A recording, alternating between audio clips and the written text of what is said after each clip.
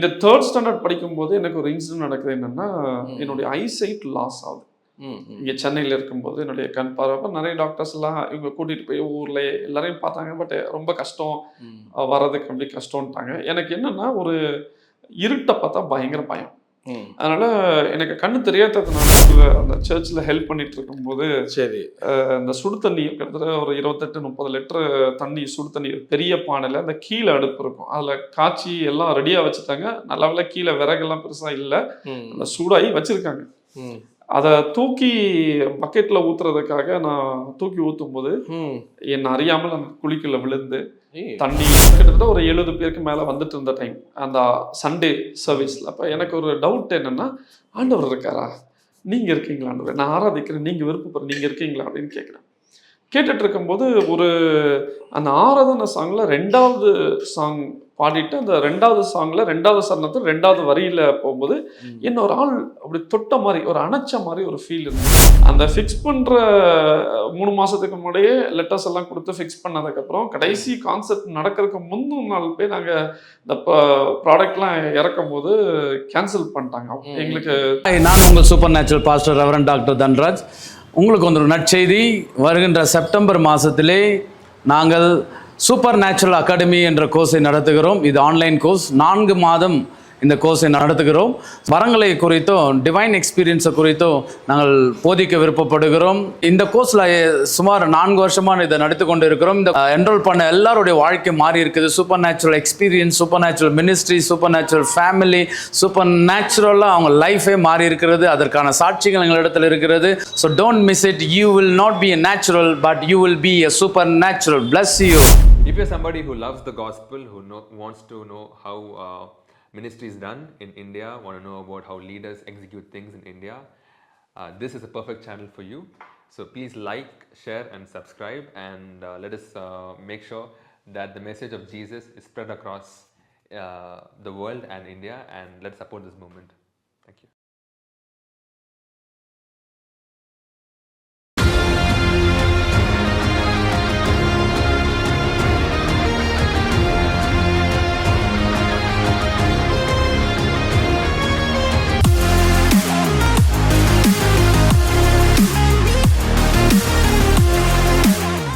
பேசலாம். பிரைஸ்லாம் நல்லா இருக்கீங்களா? நல்லா இருக்கு. ஓகே, தேங்க்யூ ஸோ மச் உங்களுடைய அப்பாயின்மெண்ட். தேங்க்யூ. ஸோ உங்கள் இன்டர்வியூ எங்கள் சேனலில் நாங்கள் எடுக்கிறது ஒரு பிளெஸிங்காக கருதுகிறோம். தேங்க்யூ. ஸோ உங்களுடைய லைஃப் சின்ன வயசுலேருந்து அப்படியே மூவ் பண்ணலான்ருக்கு. நிறைய விஷயங்கள் உங்களோட பேச வேண்டியது இருக்குது. ஸோ வியூவர்ஸ்க்கு அப்படி கொண்டு போகலாம். நீங்கள் பிறந்த வளர்ந்ததெல்லாம் இங்கே உங்களுடைய? நாங்கள் பார்ன் வந்து கன்னியாகுமரி, ஓகே, கருங்கல் அப்படின்ற இடத்துல, மானான்ல அப்படின்ற ஒரு இடத்துல சரி பிறந்தோம். பட் ப்ராட் அப் ஃபுல்லாக வந்து சென்னை தான். ஓகே, சென்னையில் தான் நான் வந்து வளர்ந்தது, ஸ்கூலிங் எல்லாமே படித்தேன். அம்மா அப்பாலாம் என்ன பண்ணிட்டு? அப்பா வந்து கவர்மெண்ட் பஸ் டிரைவராக இருந்தாங்க. அவர் ரிட்டர்ன் ஆகிட்டு இப்போ இல்லை, அப்பா இறந்துட்டாங்க. சரி. அம்மா ஹவுஸ் ஒய்ஃப், அம்மா இருக்கிறாங்க. கூட பிறந்தது உங்களுக்கு எத்தனை? கூட பிறந்த நானும் என்னுடைய பிரதர், ட்வின் பிரதர்ஸ், ரெட்டை பசங்க, ஒரே மாதிரி இருப்போம். ஓகே. அப்புறம் ஒரு சிஸ்டர். எல்லாமே செட்டில்ட் ஆகிட்டாங்க, ஃபேமிலி அப்படி. ஸோ இப்போ சின்ன வயசில் வளரும் போது எப்படி உங்கள் ஃபினான்ஷியல் இதில் அப்படி இருந்தது? ஒரு அப்பா இன்கம் தான், அப்பாவுடைய ஒரு இன்கம் தான், அதை வச்சு தான் எங்களை வந்து வளர்த்தாங்க. அது ஒரு கட்டத்தில் வளர்த்து கொண்டு ஆளாக்கி. Okay okay. அப்படி கிறிஸ்தவ பின்புலம் தானே உங்களுடைய பேக்ரவுண்ட்? ஆமாம், அம்மா அப்பா எல்லாமே வந்து ஃபேமிலி பேக்ரவுண்ட் எல்லாமே கிறிஸ்டியனிட்டி பேக்ரவுண்ட் தான். Okay okay. எங்கள் அம்மா வந்து சிஎஸ்சி பேக்ரவுண்ட், ஆனால் அதுக்கப்புறம் பென்டிகஸ்டாக ஆகிட்டாங்க மேரேஜ்க்கு முன்னாடியே. Okay okay. மேரேஜ்க்கு அப்புறம் வந்து அப்பா அம்மாலாம் சிபிஎம்ல பிலிவராக இருந்தாங்க. ஸோ நாங்கள் எல்லாமே சிபிஎம்ல பிலிவராக தான். ஸோ இப்போ நீங்கள் வளரும் போது எப்படி உங்களுக்கு கடவுள் சின்ன வயசுலேருந்து உங்களுக்கு நம்பிக்கைலாம்? ஆமாம், அதாவது நான் வந்து அந்த ஸ்கூலிங்லாம் படிக்கும்போது சண்டே கிளாஸ்லாம் அப்போ வந்து எனக்கு கற்றுக் கொடுப்பாங்க. இந்த மாதிரி வந்து ஆண்டவருடைய வார்த்தை என்ன, வசனம் என்ன, இன்சிடென்ட் என்ன, அப்போ அந்த மாதிரி கதைகள்லாம் எனக்கு தெரியும். அதனால அந்த சரி ஆண்டவர் இப்படிப்பட்டவரோ போகிறோம் அப்படிலாம் யோசிப்போம். ஸோ அந்த மாதிரி காரியங்கள் வந்து விசுவாசம் என்ன, ஜெபம், இந்த மாதிரி காரியங்கள். அது மாதிரி எங்கள் வீட்டில் வந்து எங்களை வளர்த்தது என்னென்னா, அந்த லீவ் டைமில் வரும்ல சாட்டர்டேஸ்லாம் வந்து ஒரு அதிகாரம் வசனம் படிக்காமல் விட மாட்டாங்க. அதாவது ஒரு அதிகாரத்தை படித்து அதை வந்து நம்ம ஒப்பிச்சாதான் சாப்பாடு, இல்லைன்னா சாப்பாடு தர மாட்டாங்க. அப்படிதான் எங்களை வளர்ப்பு ஸ்ட்ரிக்டாக அப்படியே பயங்கர ஸ்ட்ரிக்டாக. அது மாதிரி சிபிஎம் சர்ச்சில் பொறுத்தவரை முன்னாடி இருந்த பாஸ்டர்ஸ் இந்த பிரதர்ஸ்லாம் எப்படின்னா எங்களை 9 o'clock சர்ச்னா 8:50க்கு உள்ள கொண்டு போய் வச்சிருப்பாங்க. Okay okay. அந்த 8:50லேருந்து 2 மணி வரைக்கும் சர்ச் நடக்கிற வரைக்கும் வெளியில போகக்கூடாது. வெளியில போனார்னா அந்த நடத்துற பிரதர்ன்னு சொல்லுவாங்க. அவங்க வந்து என்ன பண்ணா பெரிய கம்பெல்லாம் வச்சிருப்பாரு. எழுதுனா டங்குன்னு அடிப்பாரு.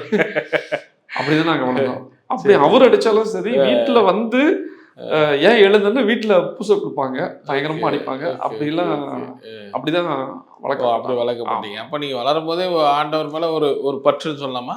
பயங்கரமான பற்று இருந்தது. ஒரு பக்கம் இருந்தது, ஒரு பக்கம் இதுக்காக அடிக்கிறாங்களே விருப்பம் இருக்கும். ஆனா இன்னைக்கு அது வந்து ஆச்சரியமா ரொம்ப யூஸ்ஃபுல்லா இருக்கு. அது மாதிரி நீங்க வளர்ந்து வர்றீங்க, டீனேஜ் அதெல்லாம் எப்படி போச்சு?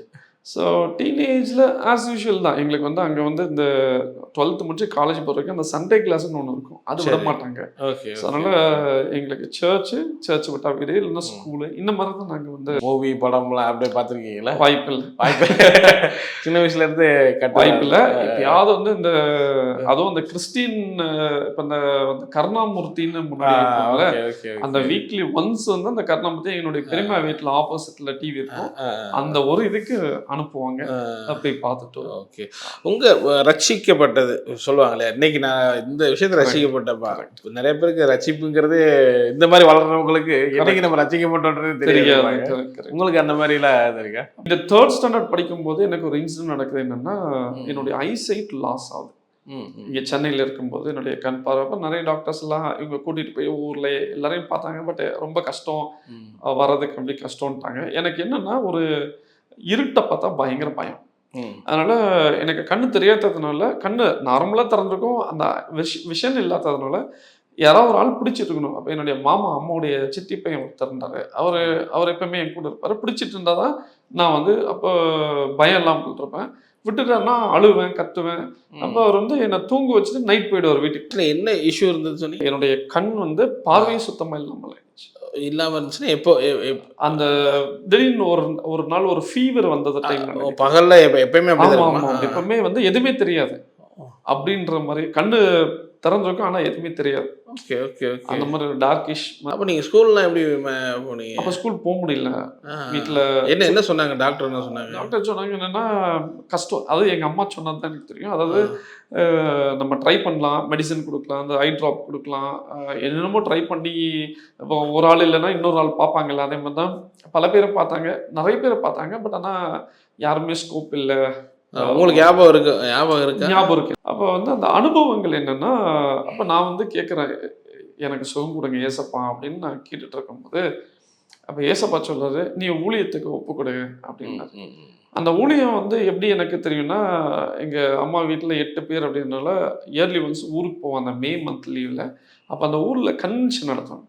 அந்த கன்வென்ஷனில் ஸ்டேஜ் எல்லாம் போட்டுப்போம். வீட்டுக்கு வெளியில் கிரவுண்ட் இருக்குனால ஸ்டேஜ் எல்லாம் நடக்கும். இப்போ ஊழியக்காரங்களை வந்து பிரசங்கம் பண்ணுறது, பாட்டு, ஓ இதுதான் ஊழியமோ அப்படின்னு சொல்லிட்டு சொன்னேன். இல்லை அப்போவே எனக்கு ஒரு இது என்னென்னா, நீங்கள் செய்யுங்க நான் கேட்குறேன் அப்படின்ற ஹேபிட் எனக்கு. அப்போ நான் ஆண்டவர்கிட்ட சொல்கிறேன், ஏசப்பா எனக்கு நீங்கள் சுகம் கொடுங்க, நான் வந்து நான் ஊழியத்துக்கு ஒப்பு கொடுக்குறேன்னு.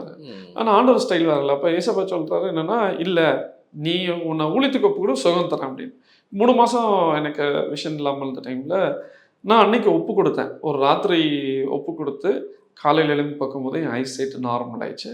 ஆச்சரியமான மிராக்கிள். அது என்னுடைய ஒரு அனுபவம், ஒரு பெரிய ரட்சிப்பு கூடிய ஒரு டைம். நீங்க அப்படி ஒரு பொருத்தனை பண்ணதுக்கு அப்புறம் இதாகுதா? ஆமா, நான் ஊழியக்காரனா நான் ஒப்பு கொடுக்குறேன் ஆண்டவரே. நைட்டு சொல்றீங்க? நான் அன்னைக்கு நைட்டு ஜெபம் பண்றேன். எனக்கு தெரிஞ்சது ஒண்ணே ஒண்ணு தானே, ஜெபம். ஆண்டவரே அந்த சாமுவேல்கிட்ட பேசுனீங்களா அப்படின்ற ஒரு அனுபவம். அந்த சண்டே கிளாஸ் ஞாபகம் தான் எனக்கு அன்னைக்கு வந்த ஞாபகம். அப்போ நான் ஆண்டர்கிட்ட பேச ஆரம்பிச்ச டைம்ல தான் அன்னைக்கு ஒப்பு கொடுத்ததுக்கப்புறம் எனக்கு அடுத்த நாள் சுகம். அதான் என்னுடைய காலேஜுடைய மெயின். அப்போ ரொம்ப சின்ன வயசுலேயே நீங்க ரசிக்கப்பட்டு ஒப்பு கொடுத்துட்டீங்க. ஒப்பு கொடுத்துட்டோம். ஸோ அப்போ அந்த மைண்ட் செட்டில் தான் வளர்ந்துருப்பீங்க. ஆமாம், மைண்ட் செட்டில் வளர்ந்து. பட் ஆனால் காலங்கள் போகும்போது எனக்கு ஸ்டடியோடைய படிப்புடைய நாட்டம், அதனால இன்ட்ரெஸ்ட்டு நான் படிச்சு அப்படி போயிடுச்சு. அப்போ ஓகே, அப்படியே போயிட்டு இருக்கு. அப்போ ஸ்கூல் லைஃப்லாம் அப்படி நல்லா ஆமாம், ஸ்கூல் லைஃப்ல எல்லாமே நல்லா போய் படிச்சுட்டு எல்லாம் முடிச்சுட்டு அந்த ஸ்கூலுக்கு முடியும் போது தான் ஒரு பெரிய ஸ்டோரியே நமக்கு. ஏன்னா நாங்கள் சிபிஎம் சர்ச்சில் இருக்கும்போது ஆண்டவர் என்கிட்ட பேசிட்டே இருக்காரு. என்னன்னா, நான் படிக்க போகணுன்ற ஆண்டவர் சொல்ல, இல்லை நீ ஊழியத்துக்கு வாண்டுறாரு, நான் வரமாட்டேன்னு சொல்லிட்டே இருக்கும்போது தான் ஆண்டவர் என்கிட்ட பேசிட்டே இருந்தார். எப்படி ஒரு நண்பர் பேசுற மாதிரி பக்கத்துல ஒரு ஆள் உட்கார்ந்து, அதாவது +2 முடிச்ச ஆமா முடிச்சது. அதாவது நம்ம ரிசல்ட்டுக்கு வெயிட் பண்ணுவோம்ல. என்ன படிக்கணும்னு ஆசைப்பட்டீங்க? நான் வந்து ஏரோநாட்டிக்கல் இன்ஜினியரா சீஃப் இன்ஜினியர் ஆகணும்னு ஆசைப்பட்டீங்க. அதான் என்னுடைய ஆசை. ஆனா ஆண்டவர் என்ன தெளிவா சொல்றாரு, இல்ல நீ ஊழியத்துக்கு தான் வா அப்படின்னு சொன்னாரு. அந்த டைம் உங்களுக்கு தெளிவா சொல்றாரு. ஆமா. அப்ப நீங்க என்ன நடக்குது? இப்ப என்ன நடக்குது அப்படின்னா, அவர் வந்து ஆண்டவர் சொல்றது, இப்ப நான் வரமாட்டாண்டவரே அப்படின்னு நான் போராடுறேன். இல்ல நான் வரமாட்டேன், நீங்க வேற யாராவது வேணா போய் பாருங்க. ஏன் நான் வரமாட்டேன்னு சொன்னா, சர்ச்சில் வந்து வெனில் கூப்பிட்டானே என் உடம்பு வேர்த்தணும். அப்படியா? பயங்கர பயம். முன்னாடி கூப்பிட்டா நிப்பாட்டினானா பயம்ன்றதுனால என்னால வரமாட்டேன். ஐயோ என்னால இதெல்லாம் பண்ண முடியாதுன்ற அந்த பயத்தினால வரமாட்டேன். இந்த கிரௌடுக்கு முன்னாடி நிக்கிறதுக்குலாம் அந்த ஒரு எனக்கு அப்பவே பயம். அதனால நான் வெக்கமா இருக்கும். அவங்களுக்கு முன்னாடி வசனம் சொல்லலாம் கூட வெறுத்து சொல்லிட்டு முடிச்சுட்டு வந்துடுவேன். அப்படிதான் எல்லாம் இருந்தேன். அதனால அந்த பயத்தினால என்னால முடியாது, நீங்க வேற ஆளா பாருங்கன்னு. இல்ல நீதான் வேணும்னு. அப்ப அப்படிலாம் சொல்லும் போதுதான் நான் வந்து சொன்னாண்டவரே, நான் நல்லா படிச்சு நல்லா வேலை செஞ்சுட்டு உங்களுக்கு எவ்வளவு வேணாலும் தரேன், என்ன விட்டுருங்கன்னு. அப்ப ஆண்டவர் சொன்ன இல்ல நீ வான்னு. அப்ப நான் சொல்லுவேன், சரி ஆண்டவரே, நான் வாங்குற சேலரியில நான் வந்து 3/4%, 75% உங்களுக்கு தரேன்.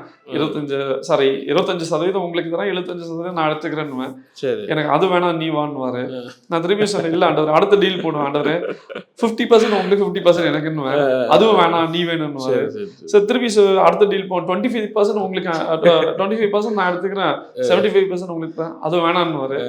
கடைசியா வந்து போராடிட்டு இருக்கும் போது நான் சொல்லிட்டேன், ஆண்டவரே நான் சம்பாதிச்சு மொத்த அமௌண்ட்டும் போட்டுறேன், என் ஆளை விட்டுருக்க சாமி அப்படின்னு வந்து நான் வந்து போராட்டம் இருக்கும் போது என்னை வந்து அவர் விடலை. அப்போ ஒரு நாள் அந்த சர்ச்சில் ஹெல்ப் பண்ணிட்டு இருக்கும் போது சரி இந்த சுடு தண்ணி கிட்டத்தட்ட ஒரு 28-30 லிட்டர் தண்ணி, சுடு தண்ணி பெரிய பானையில் அந்த கீழே அடுப்பு இருக்கும், அதில் காய்ச்சி எல்லாம் ரெடியாக வச்சுட்டாங்க. நல்ல வேளை கீழே விறகுலாம் பெருசாக இல்லை, அந்த சூடாகி வச்சிருக்காங்க. அதை தூக்கி பக்கெட்டில் ஊத்துறதுக்காக நான் தூக்கி ஊற்றும் போது என்னை அறியாமல் அந்த குழிக்குள்ள விழுந்து தண்ணி பட்டு இந்த கையில உள்ள சதையெல்லாம் சுடு தண்ணி என் மேல ஊத்தி, அந்த கொதிச்ச தண்ணி என் மேல இந்த தோலெல்லாம் உறிஞ்சி இங்கெல்லாம் பட்டு அன்னைக்கு ராத்திரி வந்து நான் அழுதேன். ஹாஸ்பிட்டல் அட்மிட்டே பண்ணல. ஏன்னா சிபிஎம் சர்ச்ல மெயினா வந்து விசுவாசம், அந்த தெய்வத்துடைய சுகம், தெய்வீக சுகம்னுவாங்கல்ல, எங்க வீட்டுல வந்து சொல்லுவாங்க அதெல்லாம் இது பண்ண மாட்டாங்க. அதனால வந்து என்னன்னா அன்னைக்கு இதெல்லாம் இதா இருக்குமே, உங்களோட ஸ்கின்ல உறிஞ்சி வெள்ளையாயிடுச்சு. அப்ப ஹாஸ்பிட்டலே போல நீங்க கூட்டிட்டு போல உடனே என்ன சொன்னா ஜோமுனோ சுகம் கிடைக்கும் அப்படின்னுவாங்க. அப்போ அந்த ராத்திரி எனக்கு ஒரே அளவு என்னன்னா, இந்த என் கை வந்து மற்ற கைக்கும் இதுக்கும் டிஃப்ரெண்ட் ஆயிடுச்சு, வெள்ளை ஆயிடுச்சு, இங்கெல்லாம் ஆயிடுச்சானது அப்படின்னு அழும்போதுதான் ஆண்டவர் சொன்னாரு. அப்ப அவர் பேசின விதங்கள், மகனே நான் உனக்கு எவ்வளவு வாய்ப்பு கொடுத்தேன், நீ வந்து வரமாட்டேன்ட்ட, இப்பயும் ஒன்னும் குறை இல்லை, நீ இப்போ வரல அப்படின்னா நான் லைஃப் ஜீவனையே எடுத்துருவேன்னாரு. அந்த ஜீவனே எடுத்துருவேன்ற ஒரே ஒரு அந்த பாயிண்ட், அந்த ஒரே ஒரு குறிப்பு தான் என்னுடைய வாழ்க்கையை தொட்டது, அந்த வார்த்தை. அப்ப லைஃப் போயிடுச்சுன்னா ஒண்ணுமே இல்லையே. சரி நான் அப்புறம் ஒப்பு கொடுத்து நான் ஊழியத்துக்கு வந்தேன். ஒப்பு கொடுத்ததுக்கப்புறம் என்ன நடந்துச்சு? அதுக்கப்புறம் ஒப்பு கொடுத்ததுக்கப்புறம் வந்து நான் ஜோம் பண்ண ஆண்டவரே, இப்போ நான் ஒப்பு கொடுத்துட்டேன், நான் என்ன பண்ண ஆண்டவரே. ஆனால் எனக்கு நான் கேட்டேன், இது எனக்கு சுகம் ஆகணும். சரி நான் ஒப்பு கொடுத்ததுக்கப்புறம் நீங்கள் நம்புவீங்களோ நம்மள இந்த வெறும் இந்த உருக்குன தேங்காய் மட்டும் தான் போட்டேன், வேறு எதுவும் போடல. ஸ்பீடாக ரெக்கவரி ஆகி இப்போ இந்த தோல் வந்து சுத்தமாக தெரியாது, ஒன்றுமே தெரியாது, நார்மல் ஹேண்ட் மாதிரி. எவ்வளோ நாள்ல ஹீலிங் இருந்தது? ஒரு 2 months டைம்ல இல்லை நார்மலான. ஸோ அந்த பெயின்லாம் நீங்கள் இதாகிட்டீங்களா? கஷ்டமாக தான் இருந்தது, அந்த டைம் ஏற்றுதான் ஆகணும்.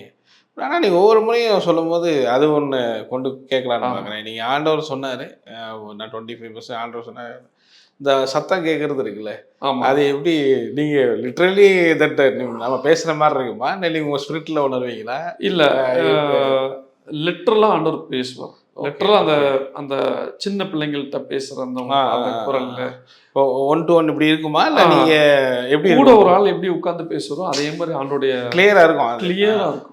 அப்புறம் காலேஜ் எங்க படிக்கிறீங்க? ஆமா, அப்ப நான் என்ன பண்றேன் அப்படின்னா ஜோம் பண்ணிட்டு சரி ஒப்பு கொடுத்துறேன். எங்க அம்மா அப்பாலாம் சிபிஎம்னால சரி இப்போ ஊழியனா எப்படி போறது தெரியலன்னு இருக்கும்போது தான் என்னுடைய சித்தப்பா ஜேம்ஸ் எலவன் பாஸ்டர் வந்து கல்பாக்கம் ஏஜி சர்ச்ல இருந்தாங்க. அவங்க வந்து எனக்கு ஸ்ட்ரைட்டா ஒரு கால் பண்றாங்க. அப்ப லேண்ட்லைன் கால் எங்க பெரியம்மா வீட்டுல இருக்கும். இது மாதிரி வினில்கிட்ட போனை கொடுங்கன்னாரு. அப்போ என்னன்னு கேட்டால் சொன்னாங்க, ஆண்டவர் உனக்கு ஊழியத்துக்கு அழைச்சிருக்காரு, நீ நேராக வந்துட்டு உன்னை நான் ஊழியத்துக்கு படிக்க வைக்கிறேன்னு. அப்போ இப்படி எனக்கு ஒரு வழி திறந்த உடனே நான் அங்கே கல்பாங்க. ஸோ அப்போ காலேஜ் படிச்சீங்களா? அது எவ்வளோ 3 இயர்ஸா 4 இயர்ஸ்? ஆமாம் ஆமாம், நான் 4 இயர்ஸ் நான் பண்ணேன். அப்போ வந்து என்னுடைய சித்தப்பா என்ன வந்து கோயம்புத்தூர் பெத்தில் ஃபிட்ஸ்பர்க் பைபிள் காலேஜ் அனுப்புனாங்க. அங்கே ஒரு 2 இயர்ஸ் முடிச்சுட்டு அதுக்கு முடிச்சுட்டு இங்கே வந்து சென்னையில் வந்து மெட்ராஸ் ஏஜி பைபிள் காலேஜ் திருப்பி 2 இயர்ஸ். எப்படி உங்களுக்கு அது ஹெல்ப்ஃபுல்லாக இருந்துச்சா பைபிள் காலேஜ் வந்து? எப்படி அந்த மெயினாக வந்து கோயம்புத்தூர் காலேஜோடைய இன்சிடென்ட் என்னன்னா, என்ன அங்கே உள்ள ஹாஸ்டல் லைஃப்பில் ஃபஸ்ட்டு நான் குடும்பத்தை விட்டு ஹாஸ்டலில் தங்குற முதல் அனுபவம். ஓகே. ஒரு வாரம் என்னால் தாங்க முடியல.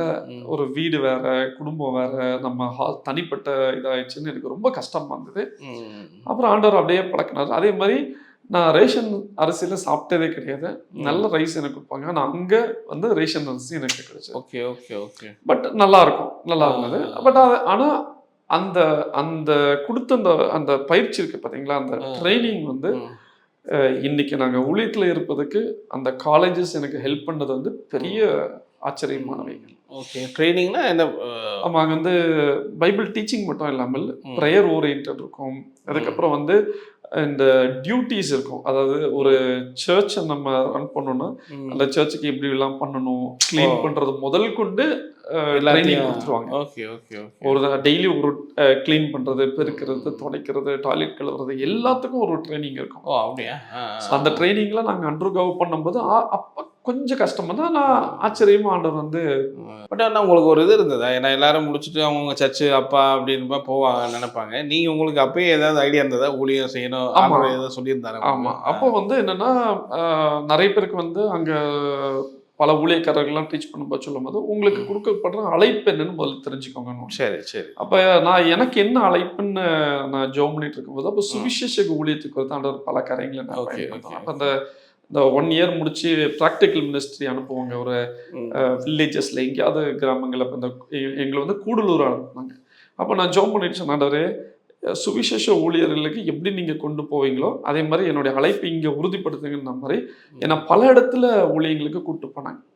அது மாதிரி அது ஒரு அனுபவத்தில் நான் வந்து சுவிசேஷத்துக்கு என்ன அழைக்கிறாரு.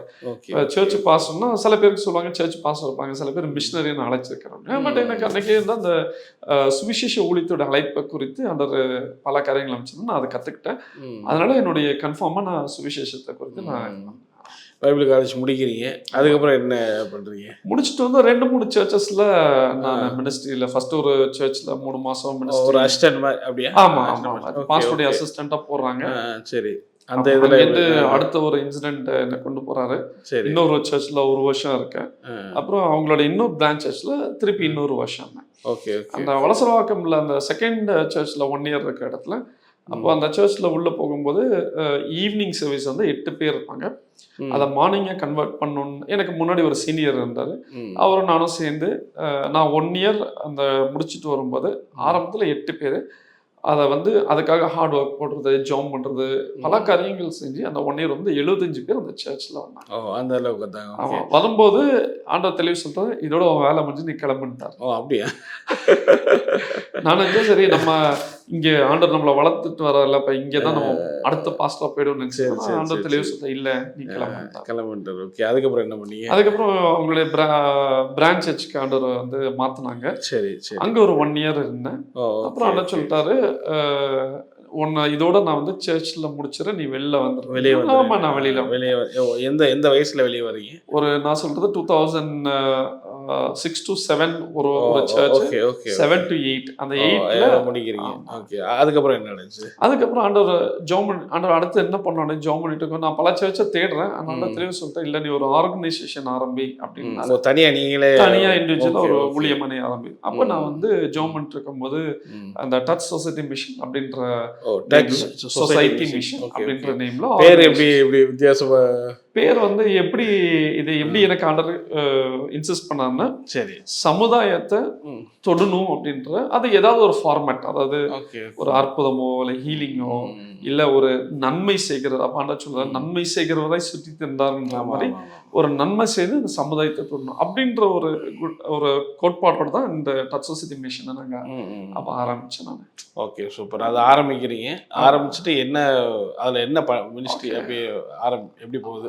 நம்ம சர்ச் இருந்த வரைக்கும் சர்ச் மூலமா நடந்த ஊழியங்கள். பட் இங்க வந்ததுக்கு அப்புறம் என்ன பண்றதுக்கு யோசிக்கும் போது இந்த வருஷங்கள்ல 2-3 ப்ராஜெக்ட்ஸ் ஆண்டவர் கொடுக்க ஆரம்பிச்சார். ஓகே, ஒரு விஷயம் வந்து இது தனியா நீங்க ஒரு ஆபீஸ் மாதிரி அப்படி செட்டப்ல போறீங்களா? போட்டு இதுக்கு நீங்க தான் வேலைக்கெல்லாம் ஆள் வச்சீங்கன்னா நீங்களே? இல்ல, நான் ஒரு ஆள் தான் அது மட்டும் தான் ஆரம்பிக்கிறீங்க. Okay okay. ஃபர்ஸ்ட் வந்து நான் ஒரு பிரேயர் சென்டருக்காக ஜோம் பண்ணிட்டு இருக்கும்போது, சரி, இந்த பக்கத்துல இந்த சிலையூர் பகுதியில் கௌரிவாக்கம்ன்ற ஒரு இடத்துல நான் ரொம்ப நாள் ஆண்டவர்கிட்ட ஒரு 3-4 மாசமா ஜோம் பண்ணிட்டு இருக்கும்போது, ஆண்டவரே நீங்க ஒரு ஜெப மையத்தை தாங்க அப்படின்னு ஆரம்பிக்கும் போது, டெய்லி நான் அஸ்யூஷுவல் ஜோம் பண்ணிட்டு வெளியில ஊழியங்களுக்கு, அந்த டைம்ல எனக்கு ஊழியங்களுக்கு வெளியில போயிட்டு வந்துட்டு இருப்பேன். அவங்க கூப்பிடுவாங்க, இந்த ப்ரேயருக்கு ப்ரீச் பண்ணுவாங்க, வர்ஷிப் பண்ணுவாங்க. அப்படி போயிட்டு வந்துட்டு இருக்கும்போது நான் ரொம்ப நாள் இந்த ப்ரேயர் சென்டருக்காக ஃபோக்கஸ்டாக ஜாப் பண்ணிட்டு இருக்கும்போது 3 மாசம் முடியும் போது ஒரு நாள் கண்ணாடியில் நான் தலை செய்யிட்டு இருக்கும்போது ஆண்டவர் சொன்னார், இன்னைக்கு நான் ப்ரேயர் சென்டர் தருவேன் அப்படின்னா. எனக்கு ஒரே சிரிப்பு, இவ்வளவு நாள் தராத ஆண்டவர் எப்படி தருவார் அப்படின்னு. சரி, இல்லை நான் கண்டிப்பா தருவேன் அப்படின்னு. அன்னைக்கு நான் வந்து கிட்டத்தட்ட ராத்திரி 9 மணிக்கு வந்து நான் என்னுடைய ஒரு நண்பர் ஒருத்தர் பார்க்குறேன். மீட் பண்ணிட்டு அவர் சொன்னார், வா கடைக்கு போயிட்டு ஒரு சாப்பாடு வாங்கிட்டு வரலான்னு சொல்லிட்டு. அப்போ நான் அவர் கூட போயிட்டு இந்த ஃபுட்டு வாங்கிட்டு வரும் பொழுது நான் ஆண்டவர் தரேன்னு சொன்னார் தரலன்னு ரோட்டில் அவர் ஃபுட்டு வாங்க போயிட்டு நான் ரோட்டில் உலாத்திட்டு இருக்கும்போது சிபிஎம் சர்ச்சில் முன்னாடி இருந்த ஒரு பையன், ஒரு தம்பினா என்னுடைய ஒரு வயசு சின்னவர் தான், அவர் வராரு. வினில் கூப்பிட்றாரு. ஒரு 5-6 தடவை கூப்பிட்டா எனக்கு அது ஓடலை. என் மைண்டில் ஃபுல் இன்னைக்கு தரேன்னாரு. 9 மணி தாண்டிச்சு, தரலையே அப்படின்னு நான் அவர் அங்கலை கூட நான் சுற்றி இருக்கும்போது அவர் கூப்பிட்றாரு, என்ன வேலையில் இல்லை அவங்களை கூப்பிட்றேன். இல்லை சாரிப்பா, எனக்கு ஆண்டவர் காரையை பேசிட்டு இருந்தார். என்ன பேசினாரு?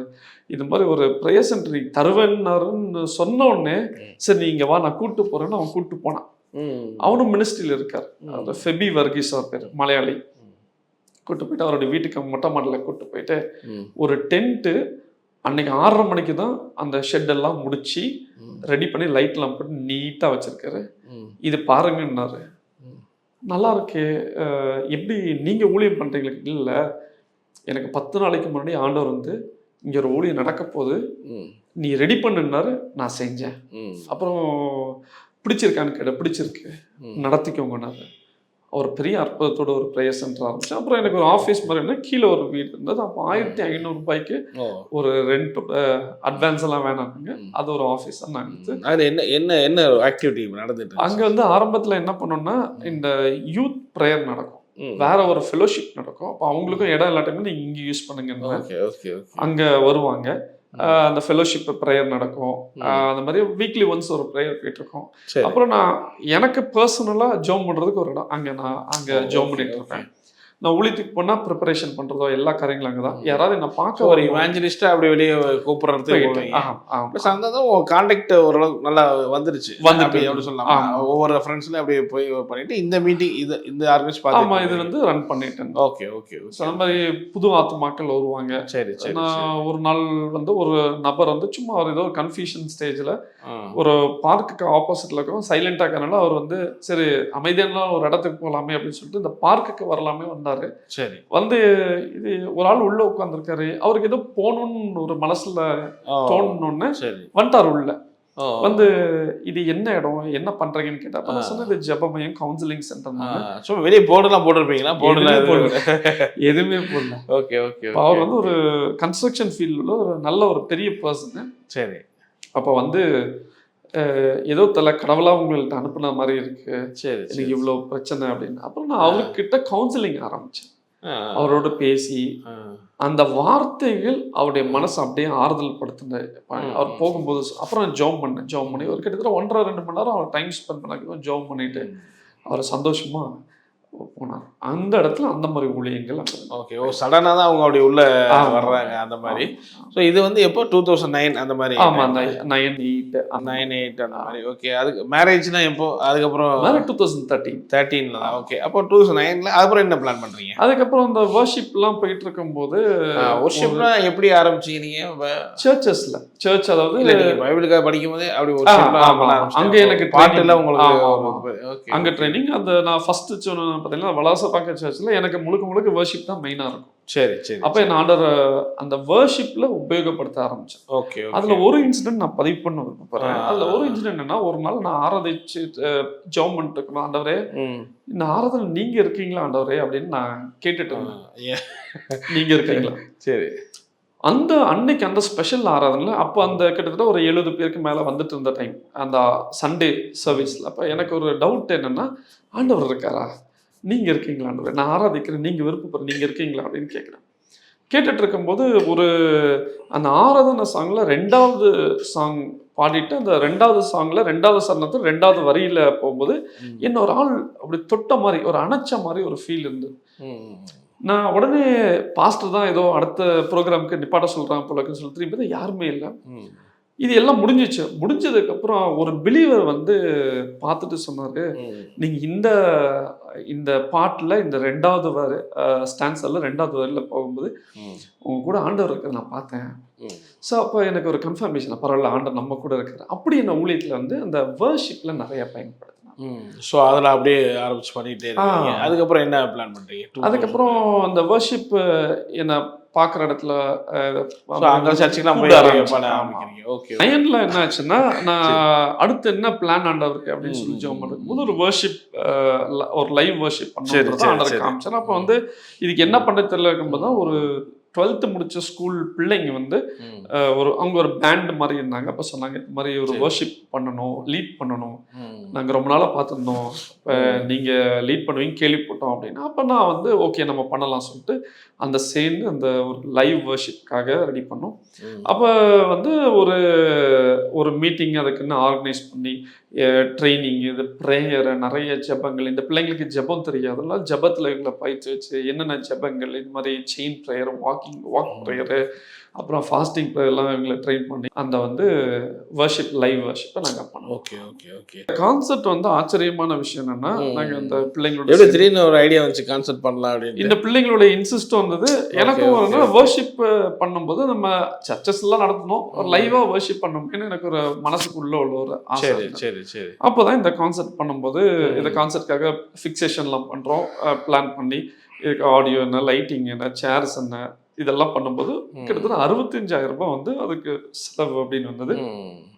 ஜெபம் பண்றோம், இந்த பிள்ளைங்களும் ரைஸ் பண்ணாங்க, நானும் என்னுடைய சைடில் ரைஸ் பண்ணி ஆண்டவர் தேவையில சந்திச்சதுக்கப்புறம் அந்த கான்செப்டை நாங்கள் வந்து அந்த ஸ்கூலில் ஃபிக்ஸ் பண்ணுறோம். அந்த ஃபிக்ஸ் பண்ணுற 3 மாதத்துக்கு முன்னாடியே லெட்டர்ஸ் எல்லாம் கொடுத்து ஃபிக்ஸ் பண்ணதுக்கப்புறம் கடைசி கான்செப்ட் நடக்கிறதுக்கு முந்தின நாள் போய் நாங்கள் இந்த ப்ராடக்ட்லாம் இறக்கும் போது கேன்சல் பண்ணிட்டாங்க. எங்களுக்கு சொல்லவோ இல்லை, நோட்டீஸ் பீரியடும் கொடுக்கவே இல்லை. இந்த பிள்ளைங்களுக்கு என்னன்னா, அந்த ஸ்கூல்ல தான் படிச்சதுனால நாங்கள் எங்கள் ஸ்கூல் எப்படி எங்களுக்கு கொடுக்க மாட்டேன்னுவாங்க அப்படின்னு. பட் ஆனால் பை காட்ஸ் கிரேஸ்ல அடுத்த நாள் 2 மணி வரைக்கும் எங்களுக்கு அப்பாயின்மெண்ட் கிடைக்கல, எங்களுக்கு சாங்ஷனே கிடைக்கல. பட் எப்படியோ ஆண்டவர் எங்களுக்கு வாய்ப்பு திறந்து இன்னொரு ஸ்கூல் கிரவுண்டில் நடத்த உதவி செஞ்சார். ஏன்னா இந்த ஸ்கூல் ஏன் கேன்சல் பண்ணான்னா, அந்த டைமில் கலைஞர் டிவியில் இந்த 10th படிக்கிறதுக்கு வந்து எக்ஸாம் தேவையா, அதுக்காக அது கேன்சல் பண்ணியிருக்காங்க. பட் ஆண்டவர் இருக்கத்துல என்னன்னா, எங்களுக்கு கொடுத்த கிரவுண்டில் வந்து நாங்கள் 2 மணிலேருந்து 4 மணிக்கு எல்லாத்தையும் ரெடி பண்ணி முடிக்கும் போது பயங்கர மழை வந்து, பயங்கர மழைனா 2.5 மணி நேரம் விடா பெய்ய ஒரு பெரிய மழை. இந்த மழை முடிஞ்சு அவங்களால மீட்டிங் நடத்த முடியல. எங்களுடைய மீட்டிங் ஆண்டவர் சக்ஸஸ்ஃபுல்லாக ரன் பண்ண 7 மணிக்கு ஆரம்பிச்சு 9 மணிக்கு முடிச்சோம். நாங்கள் ஒரு 650 சேர் போட்டோம், ஆனால் 850 பேருக்கு மேலே மக்கள் வந்தாங்க. அது பெரிய மிராக்கிள். ஆனால் அது ஒரு பெரிய பட்ஜெட் இருந்திருக்கும்ல. கண்டிப்பாக பட்ஜெட் 65,000 ரூபான்றது அப்போ எங்களுக்கு பெருசு தான். ஏன்னா எனக்கும் பெருசு இல்லை, இந்த சின்ன பசங்க வந்து 12th முடிச்ச பசங்களுக்கு சோர்ஸ் கிடையாது. ஆனால் விசுவாசத்தோட செஞ்சோம். அந்த ஆர்வம், அந்த ஆண்டவருக்காக இதை செய்யணும்னு ஒரு விருப்பம் அவங்களுக்கு என்ன ஆண்டவர் செய்யணும்னு நினைச்சதையும் அவர் கரெக்டாக அவருடைய வேலை கரெக்டாக செஞ்சு முடிச்சு அந்த ஈவெண்ட் சக்ஸஸ்ஃபுல். அதுக்கப்புறம் அந்த கான்செப்ட்லாம் அப்படியே அடுத்து பிளான் பண்ணீங்கன்னா இல்லை அப்படியே? ஆமாம், அடுத்து என்னன்னா, இப்படி ஒரு நல்ல ஒரு ஈவெண்ட் இங்கே நடந்ததுனால இனி மெயின் அந்த வேலைச்சேரி மெயின் ரோட்ல பண்ணணுன்றத பல பேருடைய ஆசைப்பட்டு அடுத்து நீங்க பிளான் பண்ணுங்க வேண்டியிருந்தாங்க. அப்போ நான் ஜெபம் பண்ணும்போது ஆண்டவர் இல்லை, அது உன்னுடைய இதுக்கு மேல நான் அனுமதிக்க மாட்டேன் அப்படின்றது. அதனால நான் கான்செப்ட் பத்தி. அதுக்கப்புறம் என்ன நடக்குது? அதுக்கப்புறம் தான் இந்த விபிஎஸ் ஒரு வருஷம் ஆண்டவர் விபிஎஸ் ப்ராஜெக்ட் கொடுத்தாங்க. ஸோ அதனால அதுவும் இந்த விபிஎஸ் வந்து பார்த்தீங்கன்னா இந்த வில்லேஜஸ்ல இப்போ இங்கே சர்ச்சில் நம்ம சிட்டிஸில் சர்ச்சஸ்லாம் நல்ல கிஃப்ட் கொடுப்பாங்கனால வில்லேஜில் வந்து அந்த மக்களுக்கு இந்த டம்ளாரு தட்டு அப்படி கொடுப்பாங்க. ஒண்ணு. ரெண்டாவது அந்த மக்களோட இந்த பிள்ளைங்களுடைய அம்மா அப்பா எல்லாம் ரீச் பண்றதுக்கு ஒரு வாய்ப்பு இருக்குமேன்னு சொல்லிட்டு இது ப்ராஜெக்டா ஆண்டவர் கொடுத்தாரு. அப்ப நான் கிட்டத்தட்ட 32 சென்டர் நாங்க செலக்ட் பண்ண எல்லாத்தையும் கேட்டு என்கொயரி பண்ணி எந்த சர்ச் ரொம்ப கஷ்டமான எல்லாத்தையும் என்கொயரி பண்ணி நிறைய பாண்டிச்சேரி, செய்யாறு, மதுராந்தகம் இந்த மாதிரி பல இடங்கள்ல நாங்க செலக்ட் பண்ணோம். சரி. அப்படி இது பண்ணி நான் அதுக்கப்புறம் ஒரு லெட்டர் ஃபார்மேட் பண்ணி நான் டச் சொசைட்டி மிஷன்ல லெட்டர் ஹெட்ல ஃபார்மேட்லாம் பண்ணி நான் ஸ்பான்சர்ஷிப்க்கு போகும்போது கொஞ்சம் பேர் ஆதரவு கொடுத்தாங்க. நிறைய பேர் வந்து இது என்ன இது ஊழியத்துக்குன்னு பிச்சை வாங்கலாமான்னு கேட்டது எனக்கு ரொம்ப மனசுல பாதிப்பானோன்னு அந்த ப்ராஜெக்ட் சொல்லிட்டாண்டே, இனிமேல் நீங்க எது சொன்னாலும் எனக்கு ப்ரொவிஷன் கொடுங்க, நான் செய்றேன். இதுக்கு மேல நான் யார்ட்டையும் கேட்கவே மாட்டேன்றதை முடிவு பண்ணி அன்னையோட நான் கேட்டது இல்லை. அப்போ அந்த ப்ராஜெக்ட் அப்புறம் கடைசியா 18 பேர் கிட்டத்தட்ட ஒரு 70-75,000 ரூபாய் கலெக்ட் ஆயிடுச்சு. அதை வச்சு 18 சென்டர்ல நாங்க இந்த ப்ராஜெக்ட் பண்ணோம். எங்களுடைய ஃபோக்கஸ் என்னன்னா அந்த கடைசின்னு அந்த ஃபைனல் டேல அந்த டிஸ்ட்ரிபியூஷன் பண்ணுவோம். ஆனா அந்த பிள்ளைங்களுடைய பேரண்ட்ஸ் கண்டிப்பா வந்து அந்த சர்ச்சில் உள்ள பாஸ்டர் இனிஷியேட்டிவ் பண்ணி பண்ணோம். ஏன்னா சுவிசேஷம் அறிவிக்கணும் அப்படின்னு. அந்த மாதிரி விஷயங்கள்ல ஆண்டவர் வந்து எங்களுக்கு வாய்ப்பு கொடுத்தாரு. அது நல்ல சக்சஸ்ஃபுல்லா வந்து அந்த ப்ராஜெக்டை பண்ணி முடிச்சிங்க. அது அடுத்து திருப்பி அதுக்கு அடுத்து வந்து ஆண்டவர் சொன்னோன்னா, அப்போ நாங்கள் ஸ்கூல்ஸில் இந்த விளைச்சலில் சென்ட் ஆண்டனி மெட்ரிகுலேஷன் ஸ்கூலில் ஒரு ஆர்சி ஸ்கூலில் ப்ராஜெக்ட் முன்னாடி வந்து அந்த பிள்ளைங்களுக்காக அந்த பர்சனாலிட்டி டெவலப்மெண்ட் இந்த ஸ்கில் அதெல்லாம் வந்து நாங்கள் ரன் பண்ணிட்டு இருக்கும்போது நீ இந்த இடத்துல ஒரு 2 கம்யூனிட்டி, அதாவது ஒரு ஸ்லம் அந்த பிள்ளைங்க படிக்கக்கூடிய கம்யூனிட்டி, இன்னொரு கம்யூனிட்டி வந்து நல்லா ரிச்சான, இது ரெண்டத்தையும் சேர்த்து வச்சு ஒரு VBS மாதிரி நடத்தணும் அப்படின்னு. அப்படி பண்ணும்போது நான் என்ன பண்ணேன்னா ஜோம் பண்ணி அதுக்கும் வந்து பட்ஜெட் கையில் இல்லை. அப்போ ஆண்டவர் நீங்க தந்தீங்கன்னா தான் பண்ண முடியும்னா ஒரு 2000 ரூபாய் எனக்கு ஒரு ஆஃபரிங் ஒருத்தங்க கொடுத்தாங்க. உடனே எடுத்து அந்த ப்ராஜெக்ட் ஸ்டார்ட் பண்ணேன். அதுதான் ஆண்டவருக்கு கொடுக்கக்கூடிய அருகே என்னன்னா நான் சாங்ஷன் பண்றேன் நீ பண்ணேன். அந்த 2000 வச்சு நான் ஆரம்பிச்சிட்டேன். கிட்டத்தட்ட 7 நாள் ரன் பண்ணோம். இந்த பிள்ளைங்களுக்கு வந்து அந்த கோச்சுக்கு நாங்கள் அந்த ரயில்வேல கேம் விளையாடுற அந்த நல்ல கேம்ல இருக்கக்கூடிய ஆட்களை வச்சு ட்ரெயின் பண்ணுவோம். அங்கே வந்து ஓப்பனிங் செஷன் இருக்கும், ஒரு ஜென்ரல் செஷன் இருக்கும். அதுக்கப்புறம் வந்து இந்த கேம் ட்ரைனிங் முடிச்சதுக்கப்புறம் இந்த பர்சனலாக வந்து நாங்கள் என்கொயரி பண்ணோம் பிள்ளைங்களோட பேசி. அப்போ அவங்களுக்கு ஸ்கோப் கொடுத்து கேமிங்கில் விளையாட வைக்கிறது, அவங்களோட ஜாப் பண்ணுறது, அவங்களுக்கு ஆத்மாக்களுக்கு அந்த சுவிசேஷன் இதெல்லாம் அந்த ப்ராஜெக்ட் பண்ணும். இதெல்லாம் டெய்லி முடிச்சு டெய்லி வந்து எல்லாரையும் ரவுண்டாக நம்ம எப்படி VBSல உட்காரோம் ரவுண்டாக உட்கார வச்சு அவங்களுக்கு ஸ்நாக்ஸ் இது பண்ணி அன்னைக்கு ஆண்டவர் நமக்கு கடவுளுக்கு நன்றி செலுத்தோம் சொல்லி அப்படி வந்து இந்த ஒரு 7 நாள் ஒரு சக்சஸ்ஃபுல்லா ஒரு ட்ரைனிங் அது வந்து ஸ்கூல்ல சூஸ் பண்ணி நடத்தலாம். அதுவும் எங்களுக்கு ஸ்கூல் ஆப்பர்ச்சுனிட்டி கொடுத்து பெரிய விஷயம். நெக்ஸ்ட் 2013 அதுக்கப்புறம் வந்து மேரேஜ். Okay okay. மேரேஜ் தான் எனக்கு ரொம்ப ஷாக். நீங்க ஆக்சுவலா லவ் மேரேஜா இல்ல நீங்க? சோ இது எல்லாருக்கும் ஒரு டவுட்டான ஒரு விஷயம் தான். ஏன் அப்படின்னா என் பேர் வினில், என் வைஃப் பேர் மகிழ். நீங்க லவ் பண்ணி கல்யாணம் பண்ணி நிறைய பேர் கேட்பாங்க. கிடையவே கிடையாது. நான் வந்து இந்த ஊழியங்களுக்கு எல்லாம் போகும்போது பல இடங்களுக்கு போகும்போது பல இடத்துல கேட்பாங்க இந்த மாதிரி மேரேஜ் ஆச்சா, அப்ப மேரேஜ் இருக்கு, பொண்ணு இருக்கா, பாக்குறீங்களா, பண்றீங்களா, சர்ச் பாஸ்டர்ஸ் எல்லாம் கேட்பாங்க. எங்க சர்ச்ல நல்ல பிள்ளைங்க இருப்பாங்க. அப்ப நான் ஒண்ணு ஆண்டவர்கிட்ட சொன்ன ஒரே ஒரு ஆண்டவரே எனக்கு வந்து இந்த நிறைய பேர் வந்து பார்த்துட்டு போய் அதுல ஏதாவது செலக்ட் பண்ற மாதிரிலாம் நான் பண்ண மாட்டேன். சரி, எனக்கு நீங்க யார் வச்சிருக்கீங்களோ ஸ்ட்ரைட்டா கொடுத்துருங்க, நான் கல்யாணம் பண்ணிக்கிறேன். அதுதான் நீங்க கொடுக்கக்கூடிய. அதே மாதிரி ஒரு நபர் மூலமா அந்த வீட்டு அலையன்ஸ் வந்தது. அப்புறம் அப்ரோச் பண்ணலாம் பார்த்தோம். அந்த டைம்ல ஆண்டவர் பேசினாரு. அப்புறம் அவங்களும் டைம் எடுத்தாங்க, ஊழியக்காரரா அப்படின்ற ஒரு டவுட் இருந்தது. ஏன்னா அவங்க மெடிக்கல் ப்ரொஃபஷன். அவங்க ஃபேமிலியும் பாத்தீங்கன்னா நல்ல விசுவாசமான குடும்பம். அவங்களுடைய குடும்பம் பாத்தீங்கன்னா இப்ப எங்க வீட்லயும் ஜுவல்ஸ் எல்லாம் போட மாட்டோம், அவங்க வீட்லயும் ஜுவல்ஸ் போட மாட்டாங்க, போட்டதில்ல. அவங்க அப்பா வந்து ஜெபத்திலே வளர்த்தக்கூடிய ஒரு 7 பேரு. இவங்க தான் என்னோட ஒய்ஃப் தான் 7வது கடைசி. அப்போ அப்படி இருக்கும்போது அவங்க ஃபஸ்ட்டு யோசித்து ஒரு ஊழியக்காரரா எப்படி இருப்பாங்களோ அப்படிலாம் டவுட் பட்டாங்க. அதுக்கப்புறம் டைம் எடுத்தாங்க. ரெண்டாவது மனைவிக்கு வந்து அந்த சுவிசேஷ அழைப்பு காலிங் அந்த கிஃப்ட் இதனால ஒரு நல்ல ஒரு சுவிசேஷகராக இருக்கணுன்றது அவங்களுடைய மைண்டில் இன்சிஸ்டாகவும் இருந்தது. ஒன்று. அடுத்தது வந்து அவங்களும் இதுக்காக காத்திருக்கும்போது நானும் இருக்க காத்திருக்கும்போது ஆண்டவர் வந்து தெளிவா அவங்க கிட்ட பேசினாரு. மேரேஜ் 13ல நடந்ததா? ஆமா, 2013. ஓகே. அதுக்கப்புறம் உங்க லைஃப் எப்படி ஆரம்பிக்கும் போது எப்படி? இப்பதான் எனக்கு ஆரம்பமே. மேரேஜ் முடிச்சு வந்ததுக்கு அப்புறம் திருமணமான நாளுக்கு அப்புறம் வந்து எனக்கு ஊழியமே இல்லாமல் ஆண்டவர் மனைவி கூட உட்கார வச்சுட்டாரு. ஆக்சுவலா அவங்க டியூட்டி போயிட்டு இருப்பாங்கல்ல, இல்ல அவங்களுக்கும் அப்போ வந்து எதுவுமே அவங்க மேரேஜ் முடிச்சதுக்கு அப்புறம் எதுவுமே அவங்க வந்து கிளினிக் எங்கேயுமே எதுவுமே அப்ப வைக்கவே இல்லை. சரி சரி சரி ஓகே. நான் என்ன பண்ணிட்டோம் அப்படின்னா, மேரேஜ் பேசி எல்லாம் முடிச்ச இருக்க டைம்ல வந்து அப்ப நான் வந்து என்ன சொன்னேன்னா, சரி உங்களுக்கு கிளினிக் வைக்க ஆசைன்னா எனக்கு ஆசை, ஆனா எனக்கு அது ப்ராக்டிஸ் இல்லை, ஏன்னா ஹாஸ்பிட்டல்ல ஒர்க் பண்ணிட்டு இருந்தாங்க. அப்ப நான் சொன்னேன், இது ஒரு நல்ல ஒரு வாய்ப்பு, நம்ம வைப்போம், ஆரம்பிக்கலாம், ஆண்டவர் நடத்துவார், பேஷண்ட் வருவாங்க, சுவிசேஷம் அறிவிக்கலாம், ஆண்டவர் இப்படி செய்வார்ல அப்படின்னா அவங்களுக்கு ஒரு இன்ட்ரெஸ்ட் வந்து. நான் அந்த மேரேஜ் பேசின டைம்லேயே நான் வந்து ஒரு புது பில்டிங் கட்டிட்டு இருக்கும்போது நான் அட்வான்ஸ் ஒரு 20,000 அட்வான்ஸ். Okay okay. ஸோ அப்போ வந்து அப்படி. ஆனால் என்னன்னா நம்ம மேரேஜ் முடிச்சதுக்கு அப்புறம் எனக்கு எந்த அவுட் சோர்ஸுமே இல்லை, ஊழியங்களுக்கு வெளியில போறதுக்கு வாய்ப்பும் இல்லை, என் மனைவி கூட இருந்தேன். அப்புறம் சர்ச் ஈவெண்ட் ஏதாவது இருந்தாலும் போயிட்டு வந்துட்டு இருப்பேன். ஃபைனான்சியல்ல ரொம்ப கஷ்டம். அப்புறம் இருக்கும்போது சடனா அப்படி எதுவுமே இல்லை, அந்த ஒரு மாதிரி ஆயிடுச்சு. இவங்களுக்கு வைஃபுக்கு என்னன்னா இப்ப எப்படி நடத்த போறோம்ன்ற உங்களுக்கு பயம், கேள்வி. தனியா வந்துட்டீங்களா ஃபேமிலியில? ஆமா, தனி வீடு வந்துட்டீங்க. வாடகை எல்லாமே இருக்கு? இல்ல வாடகை இல்லை. அப்ப வந்து எனக்கு ஒரு சொந்த வீடு எனக்கு இருந்தது. Okay okay. எங்க அப்பா அம்மா எனக்கு கொடுத்தனால அந்த வீட்ல அப்படி இருந்தீங்க. வீட்லனால வீடு வாடகை இல்ல, கரண்ட் செலவுகள், சாப்பாடு. அப்ப என்ன பண்ணாங்கன்னா அந்த 1 இயர் எங்க அம்மா சொன்னாங்க, சரி குழந்தை பிறந்து வர வரைக்கும் நீங்க எங்க வீட்டுல சாப்பிட்டுக்கோங்கன்னா அது ஒரு திருப்தியானால சாப்பாடு மட்டும் அங்க கிடைச்சு.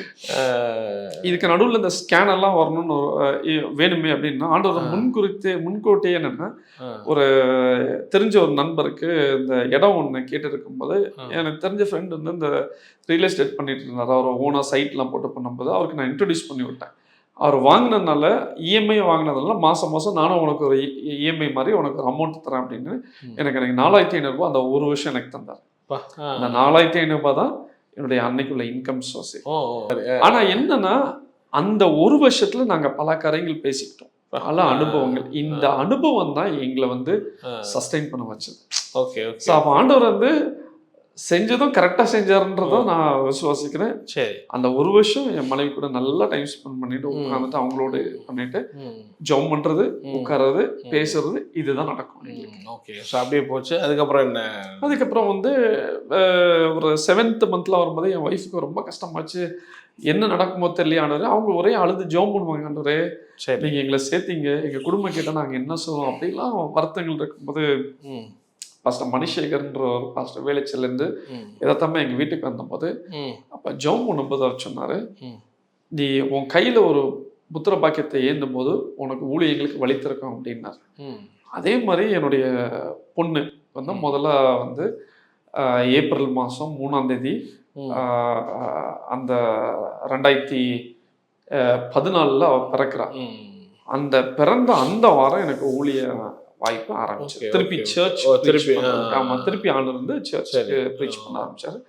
எனக்கு முதல் அந்த ப்ரீச்சிங், அதாவது இந்த கேப் விட்டு வந்து முதல் ப்ரீச்சிங் எனக்கு கொடுக்கும்போது முள்ளிப்பாக்கம் அந்த செங்கல்பட்டு டு திருப்பூரூர்ல இருக்க நடுவில் கிட்டத்தட்ட ஆல்மோஸ்ட் ஒரு 30-32 கிலோமீட்டர், 22-32 கிலோமீட்டர்ல. அப்ப நான் என் தங்கச்சியோட பைக்கை வாங்கி நான் போறேன். சரி, வாய்ப்பு திறந்திருக்காரு ஆண்டவர், ஏதாவது நம்மளை போஷிப்பாருன்னு சொல்லிட்டு அங்கே போயிட்டு நான் எல்லாம் ப்ரீச்சிங் எல்லாம் முடிச்சுட்டு சொல்லும் போது எனக்கு கொடுத்த காணிக்கை என்னன்னா ஒரு சீப்பு பச்சை வாழைப்பழம். பட் நான் சந்தோஷமா வந்தேன். அப்புறம் அந்த 2014 பிள்ளை பிறந்து ஒரு 3-4 மாசம் அந்த டைம்ல அந்த கிளினிக்லாம் ஒரு 1 இயர்ல கொஞ்சம் கொஞ்சமா ரெடி பண்ணி அதை அட்வான்ஸ் எல்லாம் கொடுத்து அதை இன்ஃப்ராஸ்ட்ரக்சர்லாம் ரெடி பண்ணிட்டு இருக்கும்போது அந்த 2014 வருஷம் பிறந்த ஒரு 3-4 மாசத்துல கிளினிக் ஆரம்பிக்க ஆண்டவர் செஞ்சார். கிளினிக் ஆரம்பிச்சோம், ஜூலை மாசம் ஆரம்பிச்சோம். அது ஸ்டெப் பை ஸ்டெப்பா வர ஆரம்பிச்சது. கிளினிக்ல ஆண்டவர் போஷிக்க ஆரம்பிச்சாரு.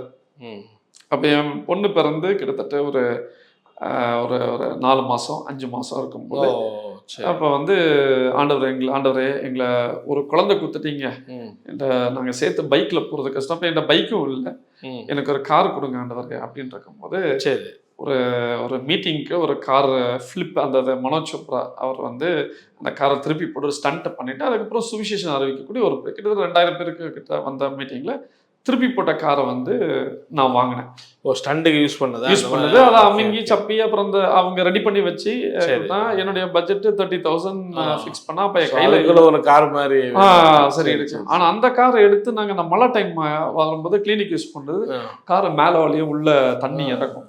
தண்ணி இறங்க சீட் எல்லாம் நினையும். அப்ப அந்த சீட் வந்து அந்த குஷன் சீட்டா இருந்தாலும் அந்த கிளாத் தாங்க லெதர் தான் மறைஞ்சு போயிருக்கும் தண்ணினால ஃபுல்லா.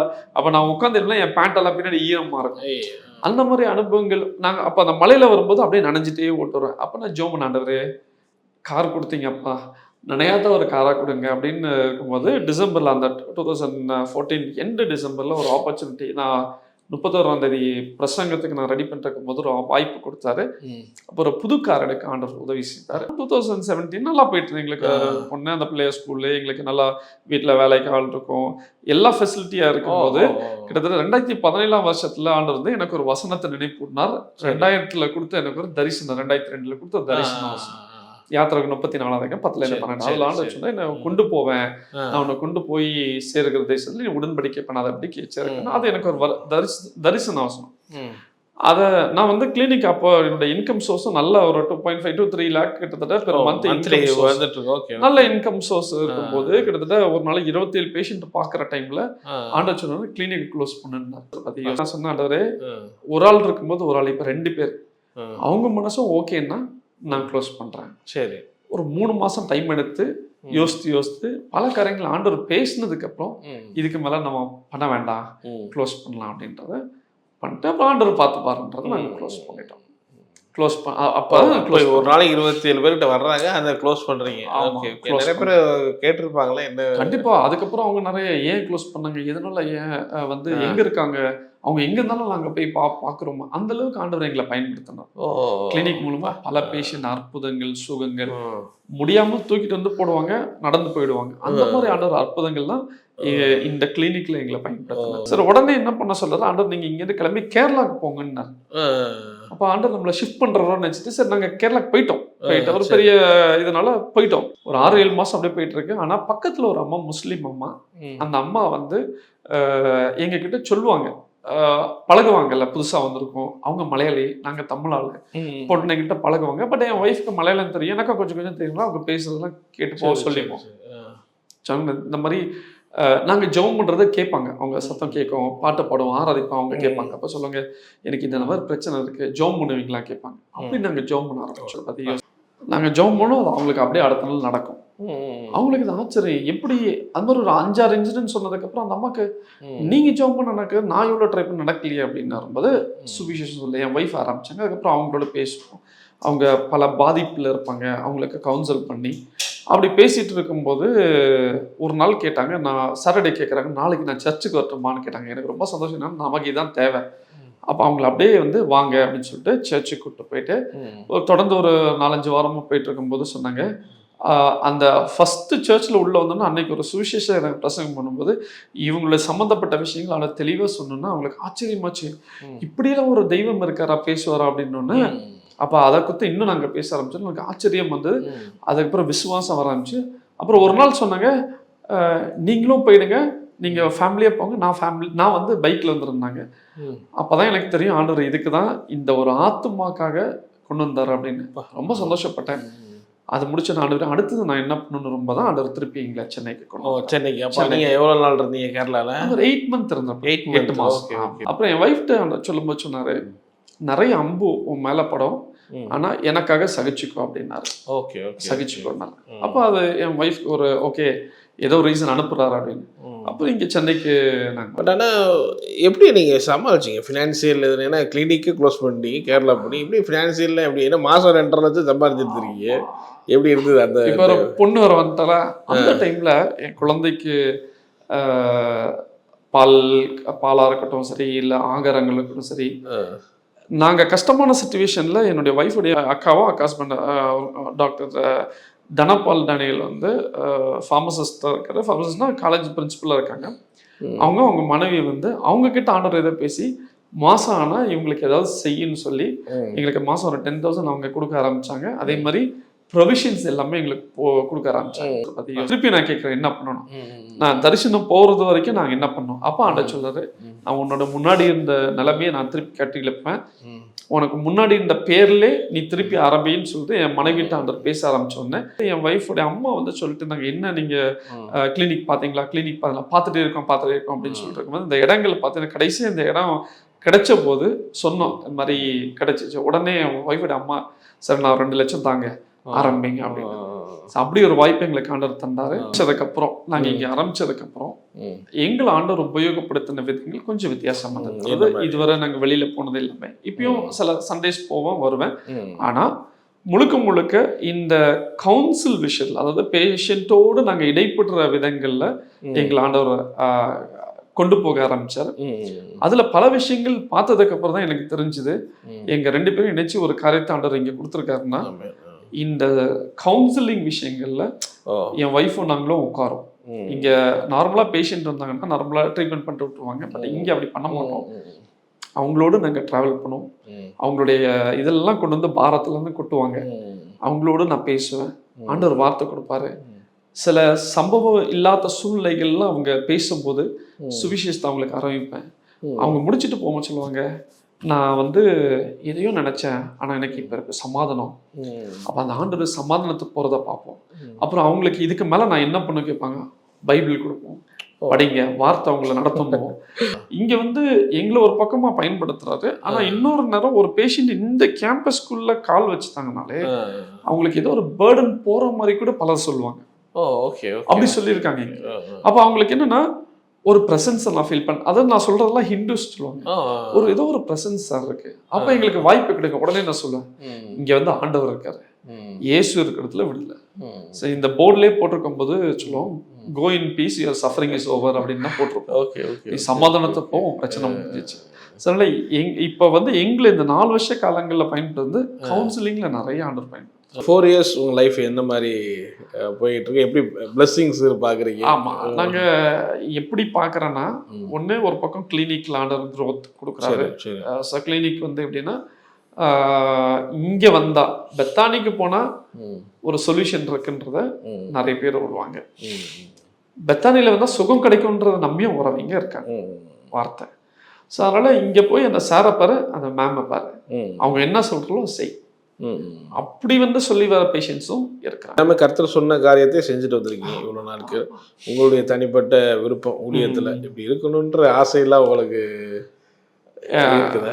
எங்களுக்கு ஒரு ஆசை என்னன்னா, ஒண்ணு தரிசனம் நிறைவேறணும். கிட்டத்தட்ட ஆண்டவர் சொல்லி கிட்டத்தட்ட 24 வருஷம், ஆபிரகாமுக்கு 25 வருஷத்துல நிறைவேற்றின மாதிரி 24 வருஷம் எங்களை கூட்டிட்டு போவேன்னு சொன்ன ஆண்டவர் நான் காத்துட்டு இருக்கேன். அந்த நாளைக்கு என்னைக்கு நடக்கணும்ன்றது எதிர்பார்த்துட்டே இருக்கும். எங்களை சீக்கிரம் தரிசன பூமிக்கு எங்களை கொண்டு செல்லணும் அப்படின்றதுக்காக அதுதான் எங்களுடைய எதிர்பார்ப்பு. ஏன்னா அந்த தரிசனத்து பூமிக்கு நம்ம போயிட்டு தரிசனத்தை வேலை செய்ய ஆரம்பிச்சிட்டோம் அப்படின்னா, சமீபத்தில் நாங்கள் அந்த ஜெபங்கள்லாம் இருக்கும்போது ட்ரம்ப் போகிறதுக்கு முன்னாடி சரி, எங்களுடைய அந்த அந்த கலிஃபோர்னியா ஸ்டேட்டு தான் எங்களுடைய தரிசன பூமி. அதனால அதுக்காக நாங்கள் ஜெபம் பண்ண ஆரம்பிக்கும் போது அங்கே பிள்ளைங்களுடைய ஸ்கூல்ல வந்து பைபிள் கட்டாயம் ஆக்கணும் ஆண்டவரே நாங்கள் இங்கிருந்து ஜெபம் பண்ணும்போது, அந்த பூமியில் ட்ரம்ப் வந்து அதை இம்ப்ளிமெண்ட், அந்த அமெண்ட்மெண்ட் இம்ப்ளிமெண்ட் பண்ணால் எல்லா ஸ்கூல்லையும் கம்பல்சரி பைபிள் வைக்கணும்னு இந்த ஸ்டேட்டில் பண்ணார். இந்த மாதிரி எங்கள் தரிசன பூமிக்கு இங்கேயே நாங்கள் ஜெபம் பண்ணும்போது பல காரியங்கள் அங்கே மாற்றுறதை நாங்கள் பார்ப்போம். பல காரியங்கள் ஆண்டவர் எங்க மூலமா இந்த சூழ்நிலைக்குள்ள இந்த ஜெபத்துல தரிசன பூமியில நாங்க காரியங்களுக்கு ஜெபம் பண்ண ஆரம்பிச்சு அதை நிறைவேறதை பார்க்கும்போது பரவாயில்ல, அப்ப நம்ம தரிசன பூமிக்கு நம்ம ஒர்க் பண்றோம், சீக்கிரம் சொல்லுவோம், நம்மளை வச்சு ஆண்டவர் அவருடைய வேலையை செய்வார்ன்ற ஒரு நம்பிக்கை, அது ஒரு எதிர்பார்ப்பு, அது ஒரு ஆசை இருக்கு. மற்ற மாதிரி பெரிய ஆசை சொல்ற அளவுக்கு. சூப்பர். இப்போ ஆண்டவங்களை வல்லமையை பயன்படுத்திட்டு வர்றாரு. இந்த கவுன்சிலிங் இருக்கு, நிறைய பேரை சந்திச்சு அற்புதம் கொண்டு வரீங்க. பார்க்கக்கூடிய ஊழியர்கள் நிறைய பேர் இருப்பாங்க. ஸோ அவங்களுக்குலாம் நீங்கள் என்ன சொல்லுவீங்க உங்களுடைய லைஃப்ல இருந்து? நான் வந்து கற்றுக்கிட்டது மட்டும் இல்லை, என்ன நடத்துனதுனால நான் ஒன்றே தைரியமாக சொல்ல முடியும், நம்மளை அழைச்சவர் நம்மளை நடத்தி செல்வார். அதாவது இன்னொன்று சொல்லணும்னா, அவங்களுக்கு இப்படி இருக்குது நமக்கு இப்படி இருக்குன்னு நம்ம பார்க்காமல நம்மளை அழைச்சவர், அது சின்னதோ பெருசோ, அது குறைவோ நிறைவோ, அவரை மட்டும் பார்த்துட்டு போயிட்டோம் அப்படின்னா நிச்சயமாக செய்வார். அதே மாதிரி என் தேவைகளுக்கு இன்னைக்கு வரைக்கும் நான் ஆண்டவரை தவிர எங்கள் அம்மாட்டையோ இல்லை அவங்க அம்மாட்டையோ நாங்கள் கேட்டதும் கிடையாது, எங்கள் சகோதரர்கிட்ட பேசினதும் கிடையாது. எங்களுக்காக பல பேர் பேசி செஞ்சது வேற, ஆனால் நாங்கள் பேசினது கிடையாது. நான் என்ன தேவையோ என்னை அழைச்சவர்கிட்ட நான் சொல்லிட்டேன், செஞ்சது மாதிரி. நான் ஊழியக்காரங்களுக்கு வரக்கூடிய ஊழியக்காரங்களும் இருக்கிற ஊழியக்காரங்களும் சரி, இந்த மாதிரி கஷ்டம் பாரம் நெருக்கத்தில் இருந்தாலும் சரி, அவருடைய சமூகத்தில் போய் பிடிச்சதை மாதிரி நீங்கள் பிடிச்சிட்டிங்கன்னா அது நிச்சயமாக நடத்துவார். அவரை அவங்களுக்கு கொடுக்கப்பட்டிருக்க தரிசனத்தை கண்டிப்பாக நிறைவேற்றுவார். ஓகே, ரொம்ப நன்றி. உங்கள் நேரத்தை ஒதுக்கி தேங்க்யூ. அருமையாக உங்களுடைய சாட்சிகளையும் உங்கள் அனுகூலிகளை ஷேர் பண்ணீங்க. இன்னும் மென்மேல் நல்லா உங்கள் ஊழியங்கள் நல்லா வளரணும். நாங்கள் இந்த வச்சுக்கிறோம். கண்டிப்பாக. தேங்க்யூ. தேங்க்யூ. தேங்க்யூ. தேங்க்யூ.